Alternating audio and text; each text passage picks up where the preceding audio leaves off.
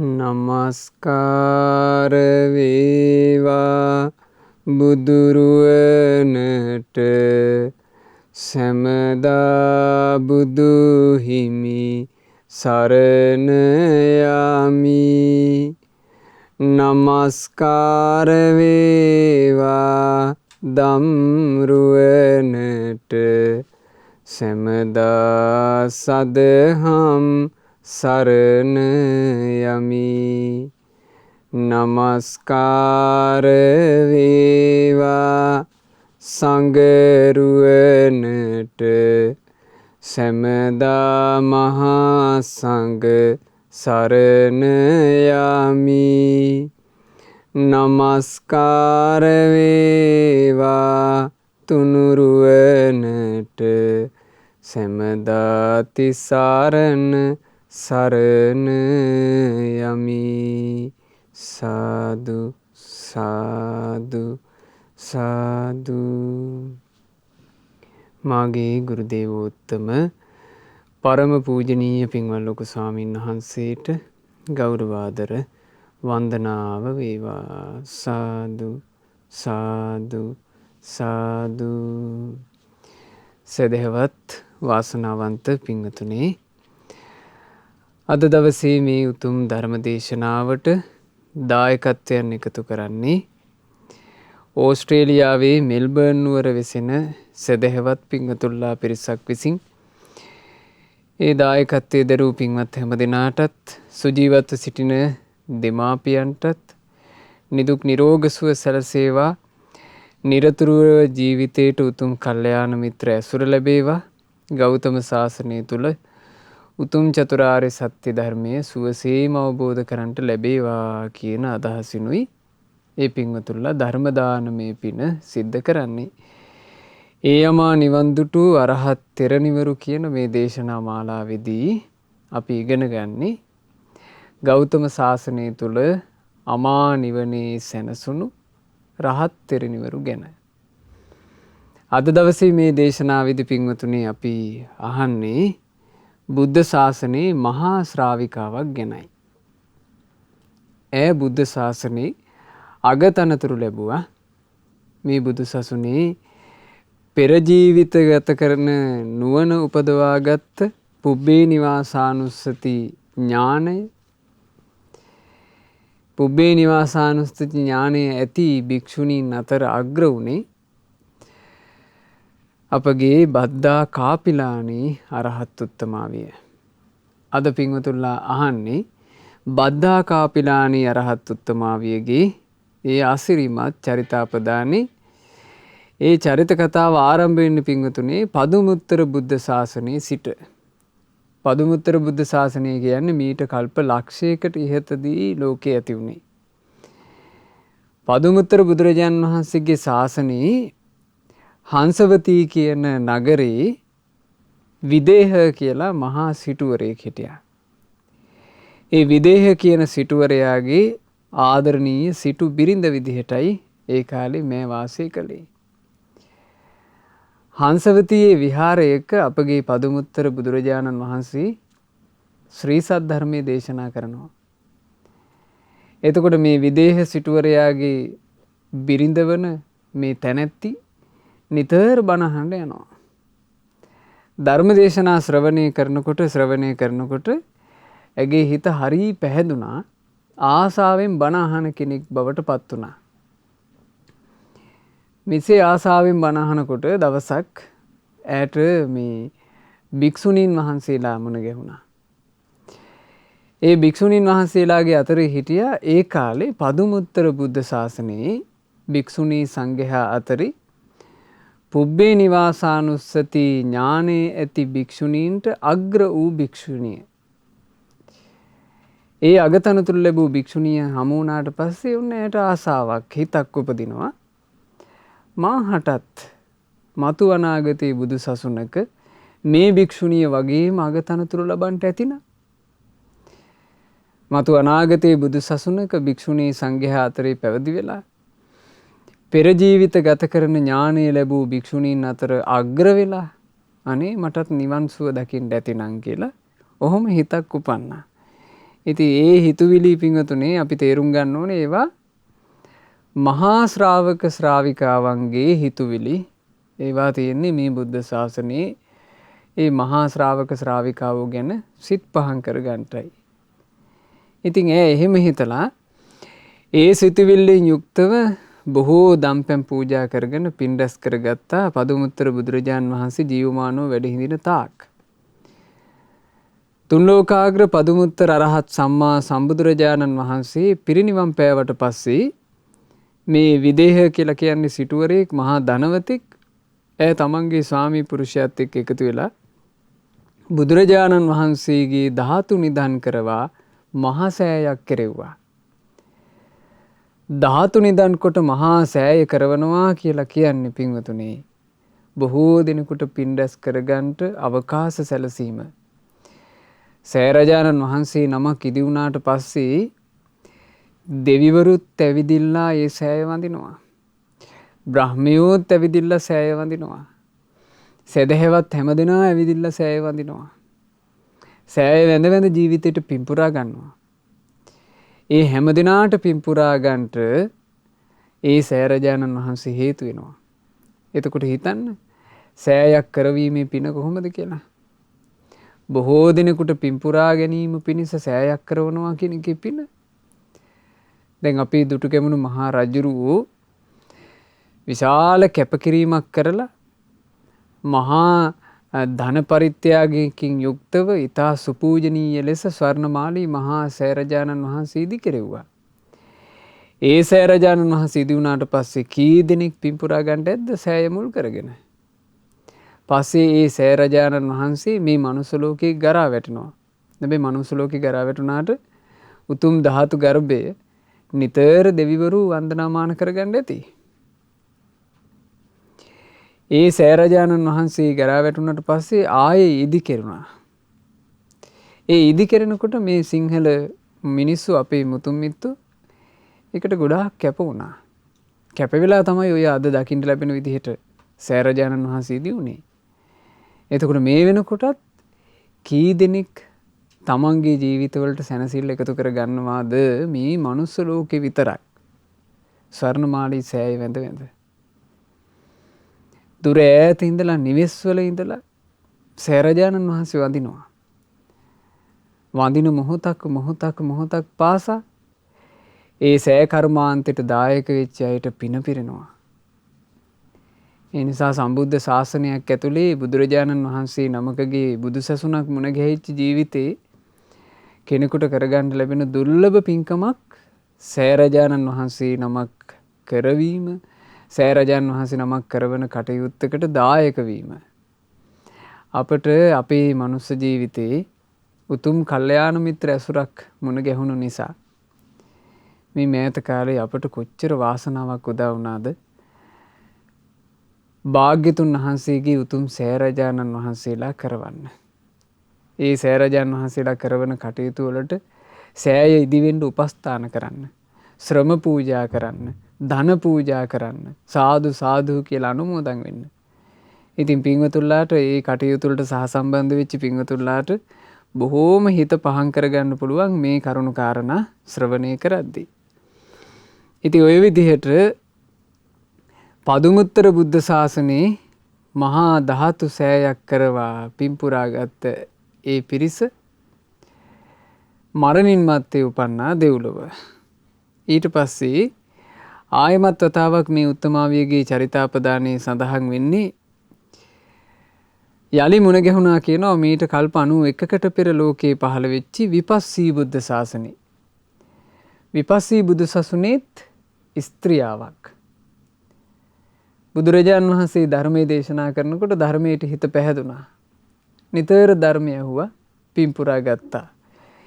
ඊට පස්සේ මරණින් මත්තේ ආයමත් දෙව්ලොව උපන්නා. දෙව්ලොව ඉපදිනා තවත් ජීවිතයක ස්වාමි භාර්යා විදිහට ඉපදිනා අර විදේහ සිටුවරයාත් එක්කම ස්වාමි භාර්යා විදිහට ඉපදුනා මේ සංසාරෙද්දී. දෙන්නාම එකතු වෙලා ඒ කාලේ පසේ බුදුවරුන්ගේ යුගයක්. පසේ බුදුරජාණන් වහන්සේලා මුල් කරගෙනත් පින්පුරා ගත්තා. එතකොට පේනවා පින්වතුනි මේ සංසාර ගමනේ එනකොට පින්පුරන අයට යලි යලිත් පින් රැස් කරගන්න අවකාශ ලැබෙන බව. ඒ නිසා මේ රැස් කරන පින කියන්නේ අසිරිමත් එකක්. හැම කල්හි බුදුවරු පෙරපින් තිබීම කියන එක වර්ණනා කරන්නේ ආන්නේ නිසා. පෙරපින් තියෙනවා නම් යලි පින් රැස් කරගන්න අවකාශ ලැබේ. දැන් අපිට මේ ජීවිතේ පින් රැස් කරගන්න අවකාශයක් ලැබී තියෙනවා. ඇයි මොකක් නිසාද? පෙරපින් තිබූ නිසා. පෙරපිනක් තිබූ නිසා මේ ජීවිතේ පින් රැස් කරගන්නවා. මේ ජීවිතේ පින් රැස් කරගත්තොත් යලි අනාගතයේ ජීවිතයකට අපිට පෙරපින් තියෙනවා. එහෙම තමයි කෙමෙන් ජීවිතය පිනෙන් පිරී යන්නේ. හැබැයි පින්වතුනි පින් රැස් කරගෙන උනත් යන්න තියෙන්නේ දුක පිරුණු සංසාර ගමනක භයානක සසරක. ඒ සසරේ යද්දි වරදින වෙලාව නම් කියන්න පුළුවන්කමක් නැහැ. පින් පුරාගෙන උනත් මේ සසරේ යනකොට වරදින වෙලාව කියන්න පුළුවන්කමක් නැහැ. සංසාරේ භයානකයි. ඒ නිසාමයි අපගේ මහා කාරුණිකයන් වහන්සේ නිතර වදාළේ මහණෙනි තථාගතයන් වහන්සේ මොහොතක්වත් ඇහිපිය ගහන මොහොතක්වත් මේ සසර නම් වර්ණනා කරන්නේ. මහණෙනි මේ දුක්ඛිත සංසාර ගමනින් නිදහස් වෙන්න කියලා බුදුරජාණන් වහන්සේ ඇයි වදාළේ? සංසාරේ හරි භයානක එකක්. ඒක හොඳට තේරෙනවා මේ උත්තමාවියගේ චරිතාපදාන ඉගෙන ගද්දිත්. ඔන්න මෙහෙම පින්පුරාගෙන එන ඇය එක ආත්ම භාවයක බරණැස් නුවර උපන්න තරුණ වයසට ආවට පස්සේ ඇයව බොහොම යහපත් ස්වාමි පුරුෂයෙකුගේ නිවසට විවාහ කරලා දුන්නා. ඒ නිවසට ගිහිල්ලා නිවසේ කාලයක් ගත වෙනකොට ස්වාමි පුරුෂයාගේ නැගණියත් එක්ක මම නිතර කලහ කරගන්න පටන් ගත්තා. දැන් ඉතින් මේ බහින් බස් වීම නිතර යනවා. දෙන්න නිතර සණ්ඩු සරුවල්. ඔය අතරේ දවසක් මොකක් හරි කාරණාවක් මුල් කරගෙන හොඳට රණ්ඩුව ඇවිලිලා තියෙන වෙලාවේ එහෙට මෙහෙට වචන කතා කරගන්න වෙලාවේ ඒ කාලේ පසේ බුදුරජාණන් වහන්සේලා වැඩ ඉඳලා තියෙනවා. පසේ බුදුරජාණන් වහන්සේ නමක් මාවතේ පිණ්ඩපාති වැඩියා. මේ පසේ බුදුරජාණන් වහන්සේ සාමාන්‍යයෙන් හැමදාම පිණ්ඩපාතේ වඩින මේ වීදියේ හැමදාම පිණ්ඩපාතේ වඩින පසේ බුදුරජාණන් වහන්සේ නමක්. රණ්ඩුව අතරේ අර නංගි දැක්කා පසේ බුදුරජාණන් වහන්සේ පාරේ වැඩම කරනවා. රණ්ඩුව නවත්තලා නංගි එකපාර කිව්වා ආන්න මාගේ පසේ බුදුරජාණන් වහන්සේ වඩිනවා. මාගේ ශ්‍රමණයන් වහන්සේ. මට මේ රණ්ඩුවෙන් ඇති වැඩක් නෑ. මං උන්වහන්සේට දන් ටිකක් පූජා කරගන්න ඕන කියලා රණ්ඩුව නවත්තලා පාරට දුවගෙන ගිහින් කිව්වා ස්වාමීනි මොහොතක් නවතින්න මං ඔබ වහන්සේට දානි චුට්ටක් අරන් එන්න. දැන් මේක උනේ රණ්ඩුව අතරේ. එතකොට මේ නංගීත් එක්ක පටලැවිලා හිටපු මේ කාන්තාව කේන්ති ගත්තා. ඔබ යනවානේ දම් පූජා කරන්නට. මං ඔබේ ශ්‍රමණයාට දානේ පූජා කරන්නම් කියලා ඈ දුවගෙන ගියා. කිපුණු හිතින් පාරායිනේ තිබුණා කුණු ගඳ ගහන මැටි මිටක් අරගෙන මේ මඬ පසේ බුදුරජාණන් වහන්සේගේ පාත්‍රයට දැම්මා. අර ජරා මඩ ටික පසේ බුදුරජාණන් වහන්සේගේ පාත්‍රයට දැම්මා. කා කෙරෙහි කිපිලාද? අර නංගි කෙරෙහි කිපිලා. කේන්ති ගියාම මිනිස්සු අමුතු වැඩ කරනවනේ. කිපුණු හිත තියෙද්දී මිනිස්සු අමුතු වැඩ කරනවා. ඉතින් බුදුරජාණන් වහන්සේ වදාළනේ කුද්දු අත්තං නජානාති. කේන්ති ගියපු කෙනාට කෝපේ ඇවිස්සිච්ච කෙනාට අර්ථය තේරෙන්නේ නැහැ. කුද්දෝ ධම්මන්න පස්සති. කේන්ති ගියපු කෙනාට ක්‍රෝධය ඇවිස්සිච්ච කෙනාට යහපත හොයාගන්න පුළුවන්කමකුත් නැහැ. අන්දන් තමන් තදා හෝති. ඒ නිසා මේ ක්‍රෝධය අවුස්සගත්ත තැනැත්තාට කිපුණු තැනැත්තාට අන්ධයාය කියා කිව්වාට වැරැද්දක් නැත. ඇස් පේන්නේ නැති අන්ධයෙක් කරන වැඩ වගේ මහා මෝඩ වැඩ කරගන්නවා. කිසි කල්පනාවක් නැති වැඩ කරගන්නවා කිපුණාම. ඉතින් මේ ස්ත්‍රීට උනේ එහෙම එකක්. කේන්ති ගියේ කාගෙනවත් ක්‍රියාව කළේ කාගෙනවත් පසේ බුදුරජාණන් වහන්සේගේ පාත්‍රයට දැම්මනේ අර කුණු ගඳ ගහන මඩ. හැබැයි මේ මඩ ටික දාපු ගමන් මේ ගෙදර ආයේ ඇයෝ මේ සදහැවත් පිරිසක්. ගෙදර පිරිස මේක දැක්කා. දැකලා ස්වාමි පුරුෂයා ඇතුළු නිවසේ පිරිස බයින්න පටන් ගත්තා මේ කාන්තාවට මේ මෝඩ තැනැත්තියක් නොවේ. මේ උතුම් ශ්‍රමණයන් වහන්සේගේ පාත්‍රයට මේ මඩ දැම්මේ මේ වගේ පහත් තැනැත්තියක්. මේ ගෙවල් ඇතුලේ තියෙන ගෙනි ගේ ඇතුලේ තියෙන්න එපැයි. ඒවා මේ උතුම් ශ්‍රමණයන් වහන්සේට මේ ශ්‍රමණයන් වහන්සේ උදෙසා මොකටද එකතු කළේ. මෙහෙම ඉතින් දෝෂාරෝපණේ ආවා. දෝෂාරෝපණේ එනකොට ඔන්න ඇයට තිබ්බ වාසනාව අනිත් අය දැන් බයිනකොට ඇයට කේන්ති ගියේ නෑ. සිහිය උපන්නා. ඇයට සිහිය උපන්නා මං වැරද්දක් කළා කියලා. ඒක විශේෂ වාසනාවක් කෙනෙකුට එහෙම වෙනවා නම්.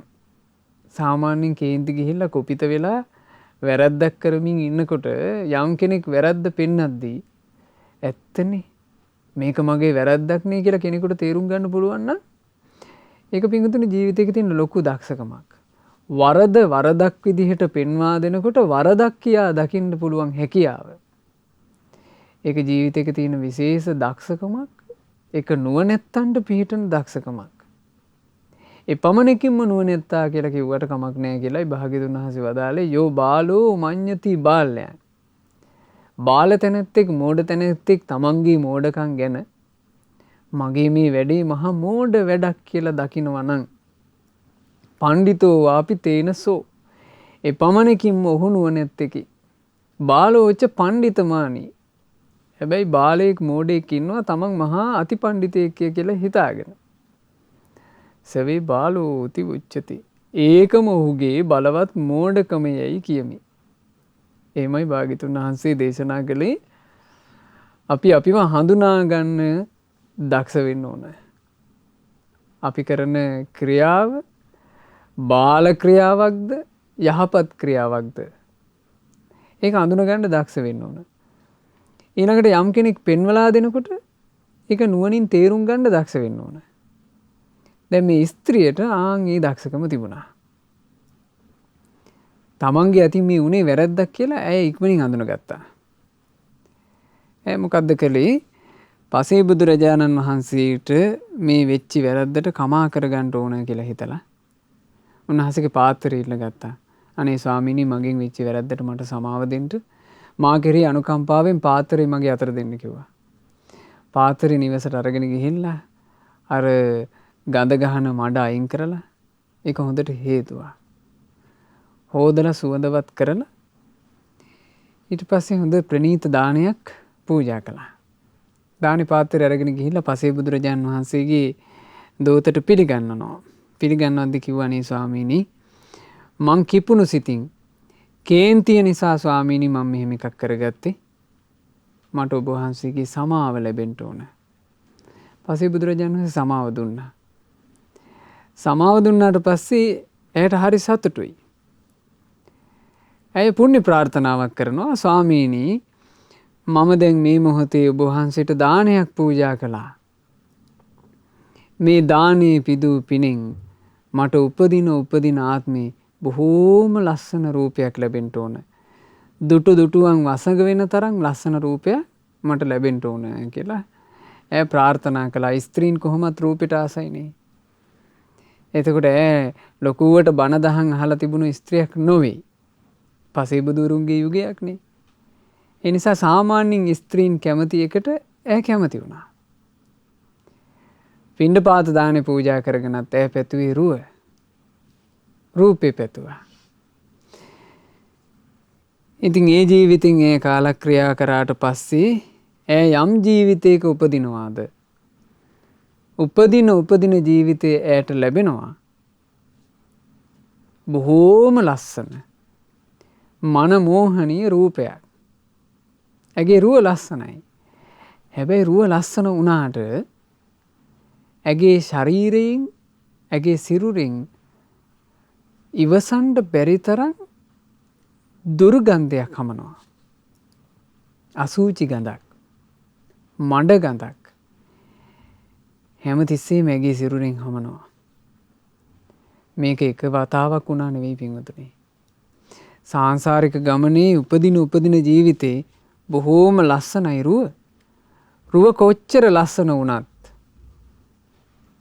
ඒ ශරීරයෙන් හමන්නේ ඉවස ගන්න බැරි තරම් දුර්ගන්ධයක්. දැන් බලන්න මේ උත්තමයන් වහන්සේලා මුල් කරගෙන පූජනීය උතුමන් මුල් කරගෙන වෙන දේවල් ඒ වගේ තියෙන භයානකකම පසේ බුදුරජාණන් වහන්සේ උදෙසා ඒ පසේ බුදුරජාණන් වහන්සේට වෙච්චි තමන්ගේ කයින් වෙච්චි වැරද්ද. ඒ වැරද්දට ඒ මොහොතේත් සමාවත් අරගත්තා. හැබැයි සමාව අරගෙනත්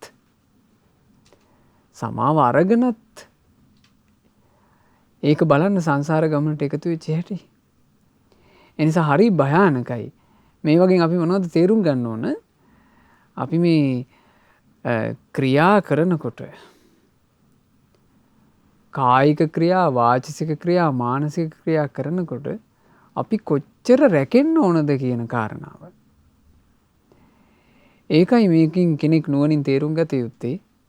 අපි කොච්චර අපිව රැක ගන්න ඕනද? අපිව කොච්චර ආරක්ෂා කර ගන්න ඕනද කියන කාරණාව.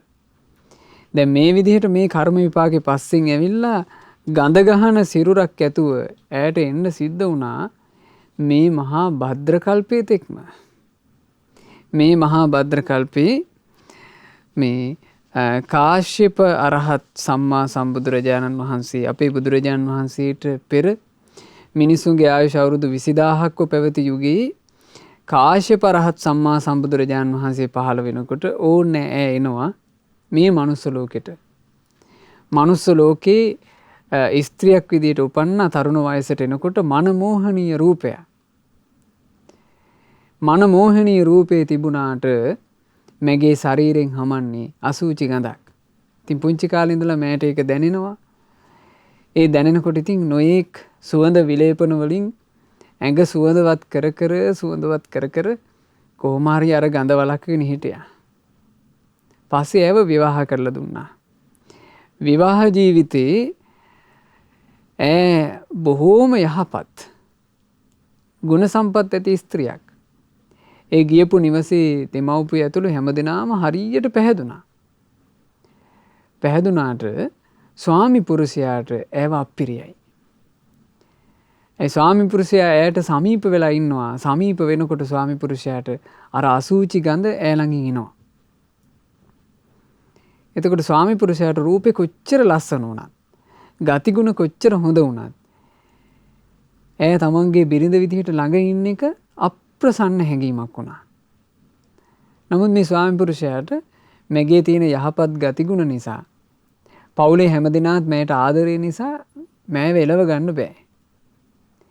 ඒ නිසා ස්වාමි පුරුෂයා කලේ මෑය නිවසේ ඉද්දීම වෙන වෙන කාන්තාවෝ ගෙන්නගෙන ඒ කාන්තාවත් එක්ක අඹුසැමියෝ විදිහට ඉන්නවා. විවාහක කාන්තාවකට ඒ වගේ අත්දැකීමකට මුහුණ දෙන්න සිද්ධ වුණොත් ඒක කොච්චර හදවතට වේදනාවක්ද? ඒ හරි දුකෙන් හිටියේ. එහෙම දුකසේ ඇය ඉන්නකොට ඇයට ආරංචියක් එනවා.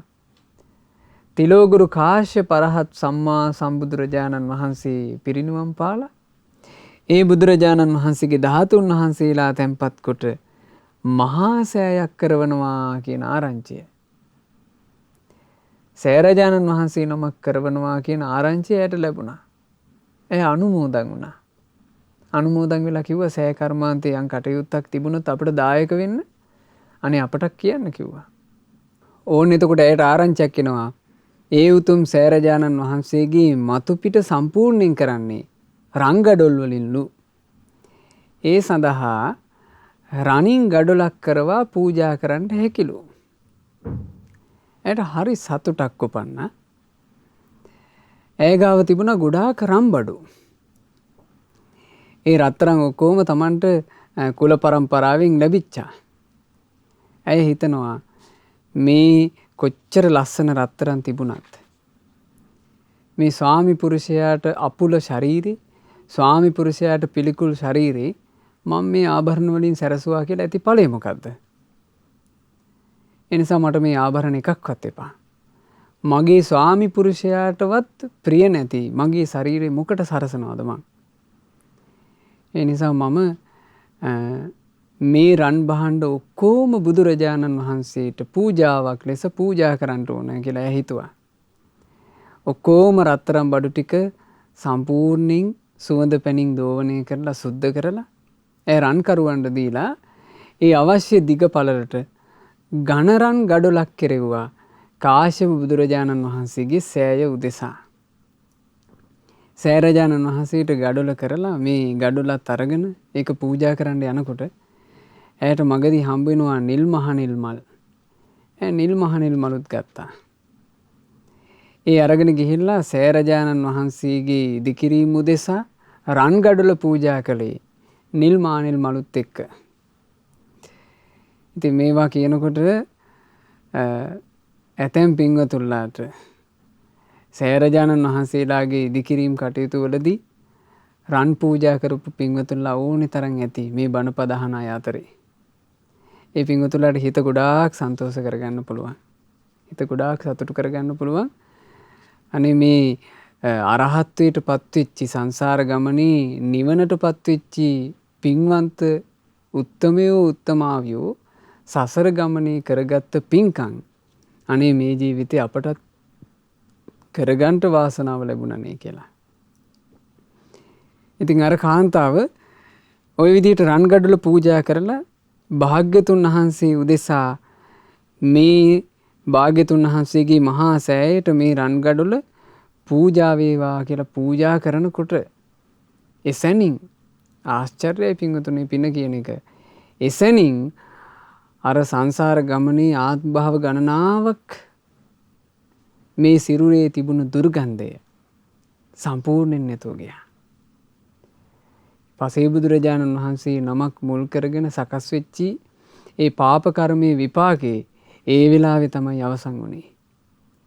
බුදුරජාණන් වහන්සේ උදෙසා පූජාවක් කරපු වෙලාවේ ඒ පාප කර්මය අවසන් වෙලා ගියා. ඇගේ ශරීරයෙන් දැන් අර අසුචි ගඳ වෙනුවට ඈ පූජා කරපු නිල් මහනිල් මලේ සුවඳ හමන්න පටන් ගත්තා. ඒ වෙලාවෙම ඈ ඒ පූජාව කරන වෙලාවෙම ස්වාමි පුරුෂයාට ඈ විවාහ වෙලා හිටපු ස්වාමි පුරුෂයාට ඊතා තදින් ඇයව මතක් වෙන්න පටන් ගත්තා. ස්වාමි පුරුෂයා සේවකයන්ගෙන් අහනවා මගේ ආදරණීය බිරිඳ කෝ කියලා. එතකොට සේවකයෝ ඈ ගැන කරුණු කාරණා කිව්වා. ස්වාමි පුරුෂයා සේවකයන්ව යවනවා මගේ බිරිඳව වහාම එක්කරගෙන එන්න කියලා. එතකොට එදා මේ සේවකයෝ ගිහිල්ලා ස්වාමි පුරුෂයා ළඟට ඈව කැඳාගෙන ආවා. එදා ඉඳලා ඇගේ විවාහ ජීවිතෙත් හරි සුන්දර එකක් වුණා. අර වේදනාව මුකුත් නැතුව. සංසාර ගමනක තියෙන ස්වභාවය. බලන්න මේ පින්පව් එක්ක දෝලණය වෙවි යන සසර. පදුමුත්තර බුද්ධ ශාසනයේ ඉඳන් පින් රැස් කරගත්තා. එක ජීවිතයක තමන්ගේම ක්‍රියාවක් නිසා වැරදිලා පව් සිද්ධ වුණා. සසර ගමනක තියෙන භයානකකම, සංසාර ගමනක තියෙන අනතුර මේව හොඳට තේරුම් ගත්ත පින්වතුනේ මේ චරිතාපදාන අපි නුවණින් කල්පනා කරනවා නම්. ඉතින් ඔහොම සංසාර ගමනේ පින්පව් එක්ක දෝලණය වෙවි ආපු ඇය අවසාන ජීවිතේ ධ්‍යාන උපදවාගෙන මරණින් මත්තේ බඹලොව තමයි ඉපදිලා හිටියේ. ඒ බ්‍රහ්ම ලෝකෙන් චුත වෙලා අපේ තිලෝගුරු අරහත් ගෞතම සම්මා සම්බුදුරජාණන් වහන්සේගේ උතුම් බුද්ධ ශාසනය පවතින කාලේ දඹදිව මද්ද කියන දනව්වි කපිල බමුණාටත් සුචිමතී කියන බැමිණියටත් දාව උපන්න. ඇගේ නම බද්දා කාපිලානි. තරුණ වයසට එනකොට රන්රුවක් පරදන තරම් ඇගේ රුව ලස්සනයි. රන්රුවක් පරදින තරම් ඇගේ රුව ලස්සනයි. හැබැයි ඇය කාම පිස්සුවෙන් යුක්ත ස්ත්‍රියාවක් නොවේ. සාමාන්‍යයෙන් තරුණ වයසට එනකොට ස්ත්‍රීන්ට තියෙන සරාගී හැඟීම් මොකුත් ඇයට නැහැ. හේතුව ඇය බ්‍රහ්ම ලෝකේ ඉඳලා ආපු කෙනෙක් නිසා. ඇයට කාමයන් සම්බන්ධයෙන් ඇවිස්සිල්ලක් පිස්සුවක් නෑ. ඔය විදිහට ඇය තරුණ වයසට එළඹෙනවා. ඒ තරුණ වයසට එළඹෙනකොට මේ කාලයේම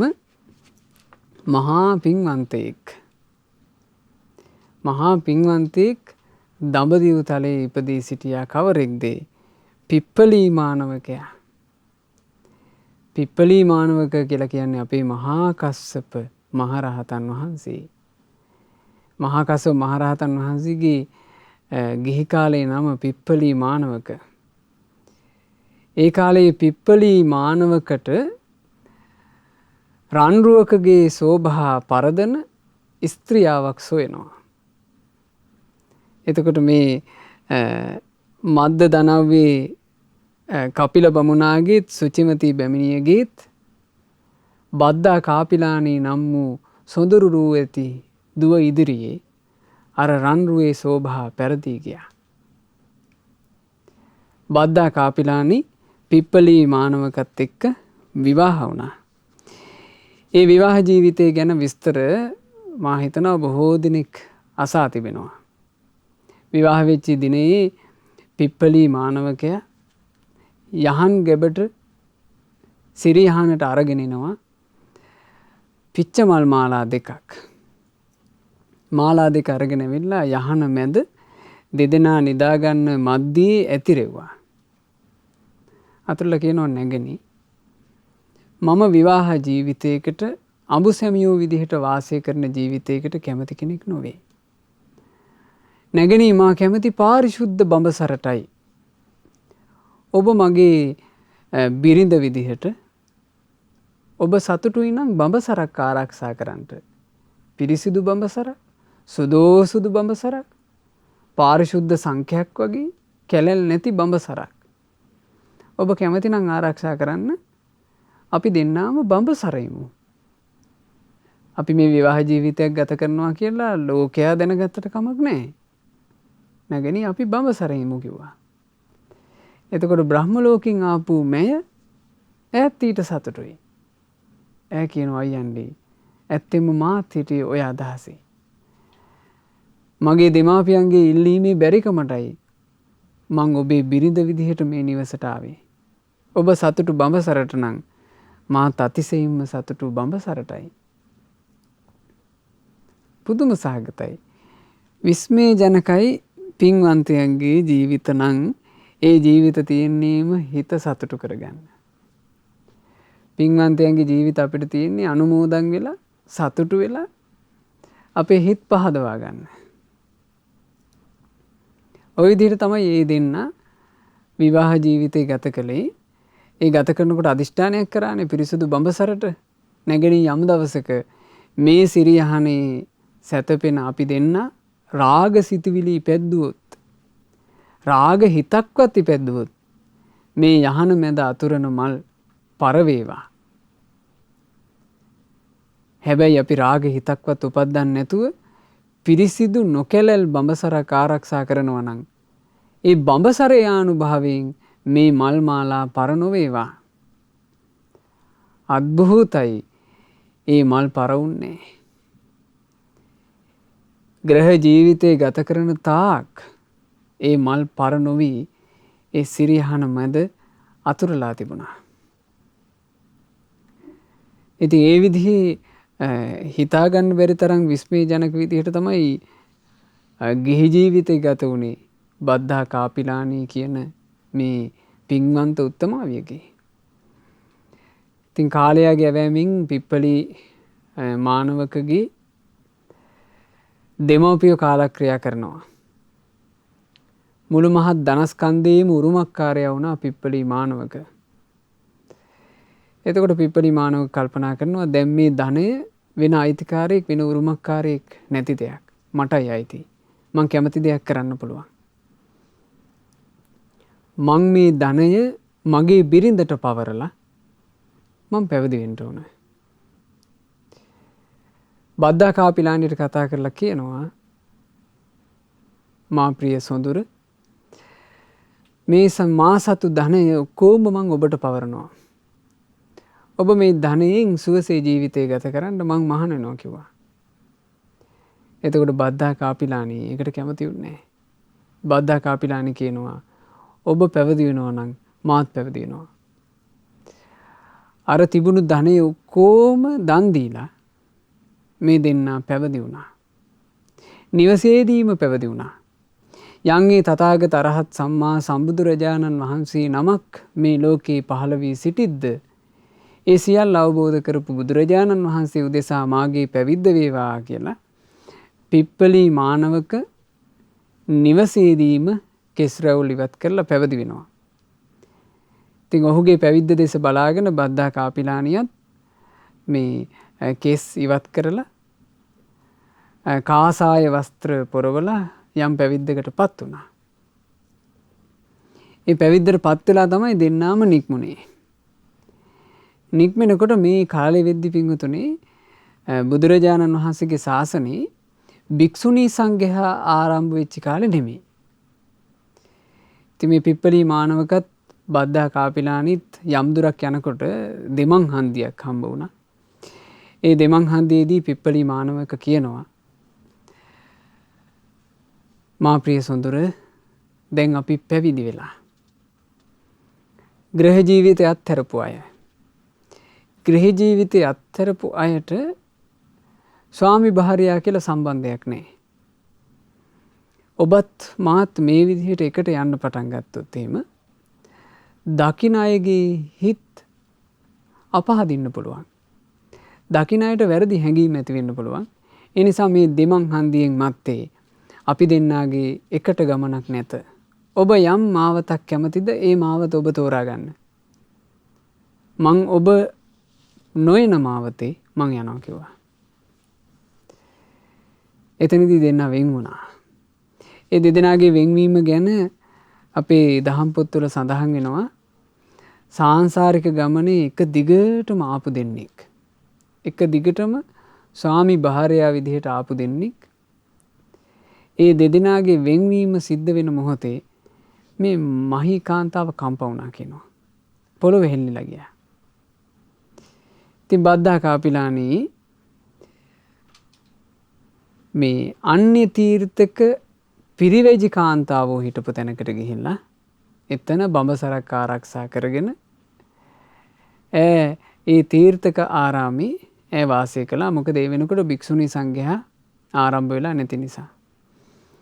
පිප්පලී මානවක ගෞතම රහත් සම්මා සම්බුදුරජාණන් වහන්සේගේ ශාසනයේ බුදුරජාණන් වහන්සේගේ ශ්‍රාවක භාවයට පත් වෙලා දින 8ක් ඇතුලේ මහ රහතන් වහන්සේ නමක් බවට පත් වුණා.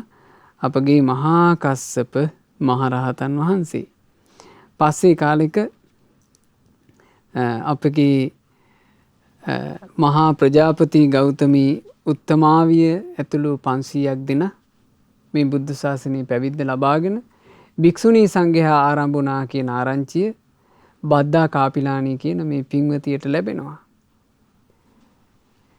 බුදුරජාණන් වහන්සේ දැන් කාන්තාවන්ටත් පැවිද්ද ලබා දෙනවාලු භික්ෂුණී සංඝයා ආරම්භ වෙලාලු කියන ආරංචියත් එක්ක අර තීර්ථකාරාමයේ අත්හැරලා මේ ගෞතම රහත් සම්මා සම්බුදුරජාණන් වහන්සේගේ උතුම් බුද්ධ ශාසනයේ මහා ප්‍රජාපති ගෞතමී අරහත් උත්තමාවිය සමීපේ පැවිදි වුණා. ඉතින් පිරිසිදු බඹසරක් ආරක්ෂා කරපු සරාගී නැති බොහෝම සුන්දර ජීවිතයක් ගත කළානේ ගිහි කාලෙම. වැඩි කාලයක් ගත වුණේ නැහැ. පැවිදි වෙලා නොබෝ කලකින්ම සියලු කෙලෙස් නසා අරහත් තෙරණියක් බවට පත් වුණා. ඒ බද්දා කාපිලානි අරහත් තෙරණිය මේ බුද්ධ ශාසනයේ විශේෂ අගතනතරක් ලැබුවා. බුදුරජාණන් වහන්සේ භික්ෂු භික්ෂුණී උභතෝ සංඝයා මැද ඇයට අගතනතුරු ප්‍රදානය කළා.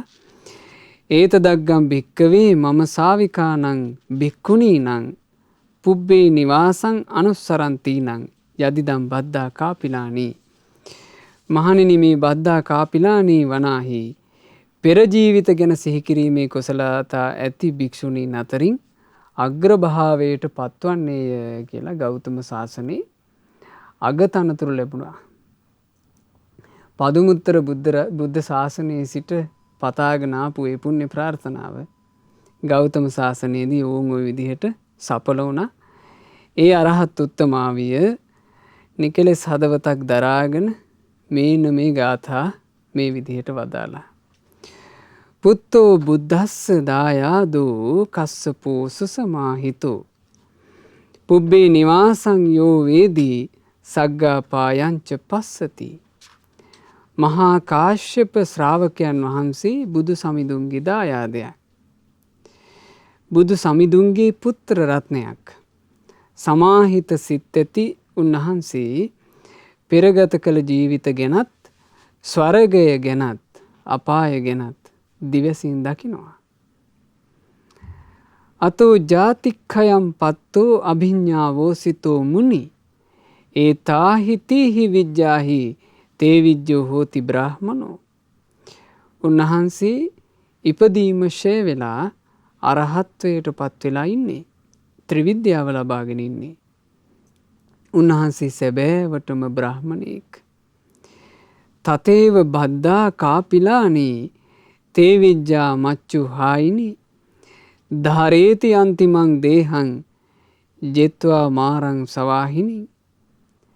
මේ බද්දා කාපිලිනිත් ඒ වගේමයි.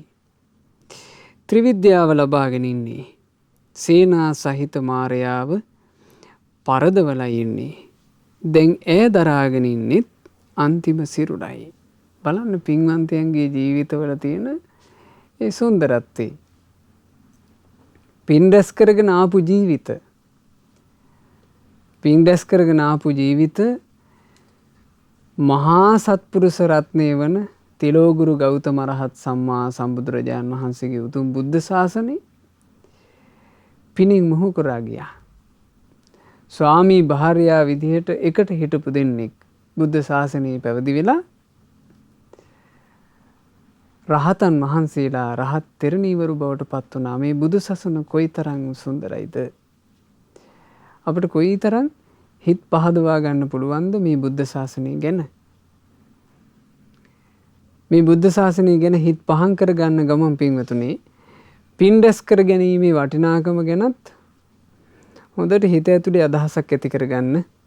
මොකද අපිට මේ චරිතාපදාන ඉගෙන ගන්නකොට තේරෙනවා මේ ඔක්කොම පින්වන්ත චරිත නිර්මාණය වෙලා තියෙන්නේ සාංශාරික ගමනක පින්පුරලා. සාංශාරික ගමනක බොහෝසේ කාලයක් පින්පුරලා තමයි ඒ ජීවිතේ නිර්මාණය වෙලා තියෙන්නේ. එකපාර නිර්මාණය වෙච්ච නෙවෙයි. කල්ප ලක්ෂයකට ඈත ඉඳලා පින්පුරාගෙන ඇවිල්ලා. දැන් අපි මහා කස්සප මහරහතන් වහන්සේ ගත්තත් මින් කල්ප ලක්ෂයකට ඉහත ඉඳලා පින්පුරාගෙන ආවේ. එහෙම පින්පුරාගෙන ඇවිල්ලා තමයි මේ ගෞතම සාසනයේ සෝභමාන කරපු රහතන් වහන්සේ නමක් බවට පත් උනේ. බද්දා කාපිලානී අරහත් උත්තමාවිය ගත්තත් ඒ මහා දීර්ඝ කාලයක් සංසාරයේ සිතකය වචනයෙන් පිප්පුරාගෙන ඇවිල්ලා ඒ පින මුහු කරා ගිහින් උතුම් මරහත් උත්තමාවියක් බවට ওই විදිහට පත් වුණා. දිස්වා ආදීනවං ලෝකේ උභෝ පබ්බජිතා මයං තයම්හා කීනාසවා දන්තා සීති භූතාම්හ නිබ්බුතාති. අපි දෙන්නම මහණ වුණේ සංසාරේ ආදීනව දැකලා. අපි දෙන්නාම දමණයට පත් වුණා. අරහත්ත්වයට පත් වුණා. සිහිල් වුණා, නිවුණා. කාමයන්ගේ ආදීනව දැකලා මේ සංසාර ගමනේ තියෙන ආදීනවේ දැකලා දෙන්නාම මේ පැවිද්ද තෝරගත්තා කියනවා. දෙන්නාම පින්ඩස් කරගෙන ආපු දෙදෙනෙක් නිසා නුවණින් කල්පනා කරනකොට දෙදෙනාගේම අදහස් ගැළපී ගියා. බලන්න පිනක් විසින් ජීවිතේ නිර්මාණය කරලා දෙන විදිහ. දැන් ඇතැම් වෙලාවට ඕන තරම් අවස්ථා තියෙනවා ස්වාමි පුරුෂයා කැමති බඹසර රකින්න. බිරිඳ කැමති නැහැ. එතකොට ස්වාමි පුරුෂයාටත් බෑ තමන්ගේ බඹසර ආරක්ෂා කරගන්න. සමහරවිට බිරිඳ කැමති බඹසර ජීවිතයක් ආරක්ෂා කරන්න. ස්වාමි පුරුෂයා කැමති නැහැ. එතකොට පෞල් ජීවිතය අඩාල වෙන නිසා බිරිඳට බැරුව යනවා තමන්ගේ බඹසර ආරක්ෂා කරගන්න. එතකොට තේරෙනවා එතනද මේ පිනේ දෝෂයක් තියෙනවා. ඒ දෙන්න පෑහුන්නේ. හැබැයි මේ පින් රැස් කරගත ජීවිත එක්කෙනෙක් පිරිසිදු බඹසරක් ආරක්ෂා කරන්න හිතක් උපද්දනකොට අනිත් කෙනා ඒ හා සමානම හිතක් උපද්දනවා. පාරිශුද්ධ බඹසරක් ආරක්ෂා කරන්න. ඒ නිසා පින්වතුනි පින ගැන හොඳට තේරුම් ගන්න. මේ පින් රැස් කරගෙන පිනින් පරම සැපයටපත් වෙච්චි ජීවිත ගැන හොඳට හිත පහදවා ගන්න.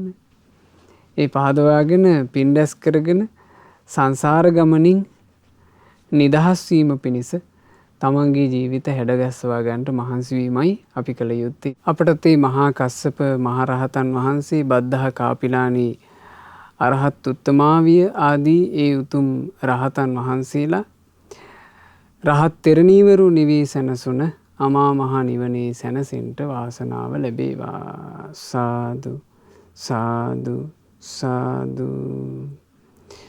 රැස් කළා වූ සියලු පුණ්‍ය ධර්මයන් අපි අනුමෝදන් කරමු. සක්දිවිඳුන් සතරවරන් දෙවිවරු සෙම්පති දෙවරු ප්‍රධාන සියලු දෙවියෝ සතුටින් පින් අනුමෝදන් වෙත්වා. පින් අනුමෝදන් වන දෙවියෝ දිව්‍ය සැපයෙන් වැඩෙත්වා.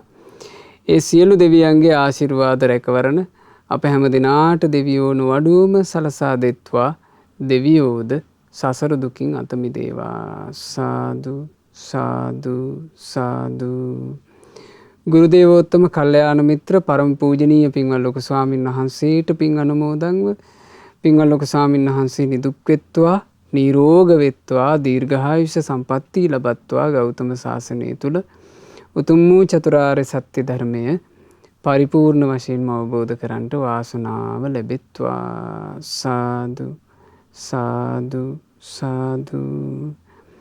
රැස් කළා වූ සියලු පුණ්‍ය ධර්මයන් අද ධර්ම දානමය පින්කම සිදු කරන ඒ ඕස්ට්‍රේලියාවේ මෙල්බර්න් නුවර වෙසෙන සදහැවත් පින්වතුන්ලාගේ නමින් මිය පරලොව යෙදුනා වූ දෙමාපියන් ඇතුළු සියලු ඥාතීන්ට හිත මිත්‍රාදීන්ට පින්පෙත් අනුමෝදන්ව ඒ ඥාතීන්ගේ පරලොව ජීවිතයේ සැපයටම පත්වෙත්වා.